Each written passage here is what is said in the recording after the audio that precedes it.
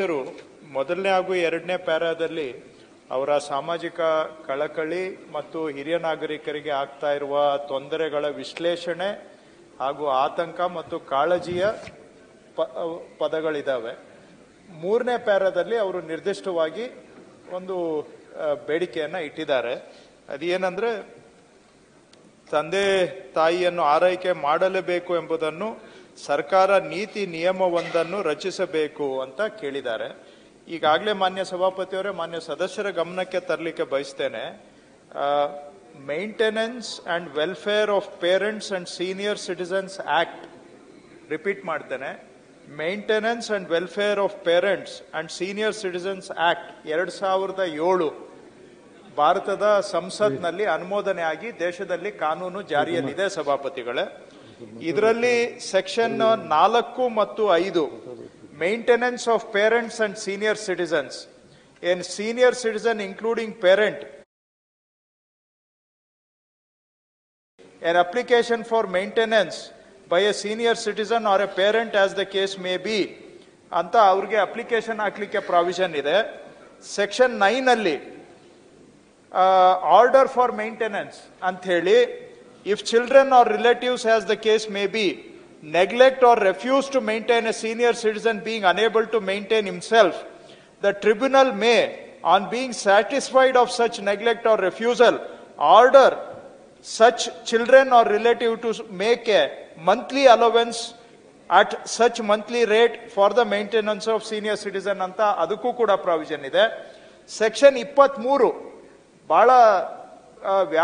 ಬಹಳ ಮಹತ್ವವಾಗಿರ್ತಕ್ಕಂಥದ್ದು. ಸೆಕ್ಷನ್ 23 ಸಭಾಪತಿಗಳೇ, transfer of property to be void in certain circumstances ಅಂತ ಹೇಳಿ, ಎಲ್ಲಿ ವಿಲ್ ಮುಖಾಂತರ ಅಥವಾ ದಾನದ ಮುಖಾಂತರ ತಂದೆ ಅಥವಾ ಹಿರಿಯರ ಆಸ್ತಿ ಮಕ್ಕಳಿಗೆ ಅವರು ದಾನವಾಗಿ ಕೊಟ್ಟಿದ್ದಾರೆ, ವಿಲ್ ಮುಖಾಂತರ ಕೊಟ್ಟಿದ್ದಾರೆ, ಅವರೇನಾದರೂ ಮಕ್ಕಳು ಅಥವಾ ಸಂಬಂಧಿಕರು ಆ ಹಿರಿಯ ನಾಗರಿಕರ ಉಳಿತನ್ನ ನೋಡ್ಕೊಳ್ಳಿಲ್ಲ ಅಂತ ಹೇಳಿದ್ರೆ, ಅಂತ ಸಂದರ್ಭದಲ್ಲಿ ಆ ದಾನ ಅಥವಾ ವಿಲ್ ಅನ್ನ ರದ್ದುಪಡಿಸಿ ಆ ಆಸ್ತಿಯನ್ನ ಮೂಲ ಹಿರಿಯ ನಾಗರಿಕರ ಹೆಸರಿಗೆ ಮರುಸ್ಥಾಪನೆ ಮಾಡಲಿಕ್ಕೂ ಕೂಡ ಸೆಕ್ಷನ್ 23ರಲ್ಲಿ transfer of property to be void in certain circumstances where any senior citizen who after commencement of this act has by way of gift or otherwise is property subject to condition that the transferee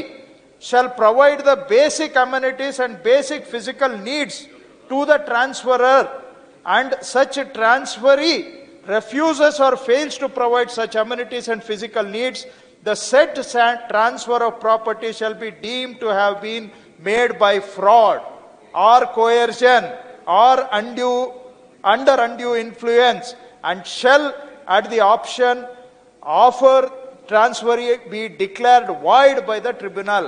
and ಈ ಅಧಿಕಾರವನ್ನ ನಾವು ಉಪವಿಭಾಗಾಧಿಕಾರಿ AC ಅವರಿಗೆ ಕೊಟ್ಟಿದ್ದೇವೆ. So ಹಾಗಾಗಿ ಎಸಿಗಳ ಮುಂದೆ ಸಾವಿರಾರು ಪ್ರಕರಣ ಈ ರೀತಿಯ ಹಿರಿಯ ನಾಗರಿಕರ ಕಾನೂನು ಅಂತ ವಾಡಿಕೆಯಲ್ಲಿ ನಾವು ಕರಿತೇವೆ, ಪ್ರಕರಣಗಳು ನಡೀತಾನೂ ಇದ್ದಾವೆ. ಯಾಕೆ ಇಷ್ಟೆಲ್ಲ ವಿವರವಾಗಿ ಹೇಳಿದೆ ಅಂದ್ರೆ, ಮಾನ್ಯ ಸದಸ್ಯರು ಕೇಳಿರೋದು ಇದು ಕೆಲವರಿಗೆ ಗೊತ್ತಿಲ್ಲ, ಆ ಕಾರಣದಿಂದನೇ ಮಾನ್ಯ ಸದಸ್ಯರು ಕೇಳಿದ್ದಾರೆ. ಹಾಗಾಗಿ ಇದನ್ನೆಲ್ಲ ಬಿಡಿಸಿ ಹೇಳಿದ್ರೆ ಒಂದು ಸಮಾಜಕ್ಕೆ ಸಂದೇಶ ಹೋಗಲಿ. ಯಾರಾದರೂ ಮಕ್ಕಳು ಹಿರಿಯರಿಂದ ಅವ್ರ ತಂದೆ ತಾಯಿಗಳಿಂದ ಆಸ್ತಿಯನ್ನ ಪಡೆದುಕೊಂಡು ಅವರನ್ನ ಆರೈಕೆ ಮಾಡ್ತಾ ಇಲ್ಲ ಅಂದ ಸಂದರ್ಭದಲ್ಲಿ ಅವರಿಗೆ ಹಿರಿಯರಿಗೆ ತಿಂಗಳಿಗೆ ಅವರ ಖರ್ಚು ವೆಚ್ಚಗಳು ಕೊಡ್ಲಿಕ್ಕೆ ಆದೇಶ ಮಾಡ್ಲಿಕ್ಕೂ ಕಾನೂನಿದೆ.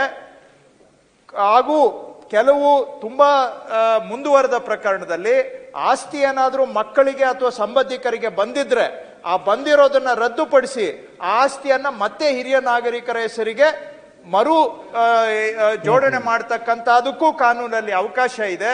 ಅದನ್ನ ಉಪಯೋಗ ಮಾಡಿದ್ರೆ ಈ ಪ್ರಕರಣಗಳಲ್ಲಿ ಸಾಕಷ್ಟು ಪರಿಹಾರ ಸಿಗಬಹುದು ಸಭಾಪತಿಗಳೇ.